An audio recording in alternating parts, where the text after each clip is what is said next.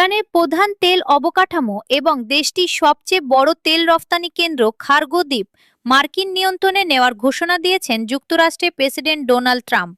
একই সঙ্গে তিনি হুঁশিয়ারি দিয়েছেন, পরিস্থিতি আরও উত্তপ্ত হলে আজ রাতেই ইরানের ওপর খুব কঠোর সামরিক হামলা চালানো হতে পারে। বৃহস্পতিবার সকালে সামাজিক যোগাযোগ মাধ্যম ট্রুথ সোশ্যালে দেওয়া এক পোস্টে ট্রাম্প দাবি করেন, পারস্য উপসাগরে অবস্থিত খার্গো দ্বীপ ইরানের অর্থনীতির জন্য অত্যন্ত গুরুত্বপূর্ণ।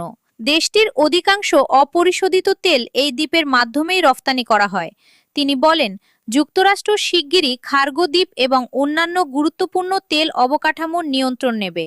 এ প্রসঙ্গে তিনি ভেনেজুয়েলার উদাহরণ টেনে দাবি করেন, অতীতে নেওয়া অনুরূপ পদক্ষেপ সংশ্লিষ্ট দেশগুলোর জন্য ইতিবাচক ফল বয়ে এনেছিল।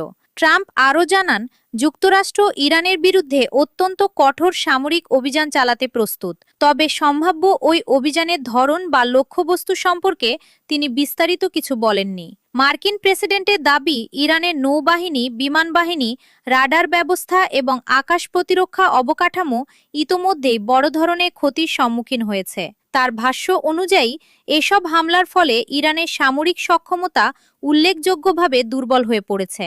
বিশ্লেষকদের মতে, ট্রাম্পের সাম্প্রতিক বক্তব্য যুক্তরাষ্ট্র ও ইরানের মধ্যে চলমান উত্তেজনাকে আরও বাড়িয়ে তুলতে পারে।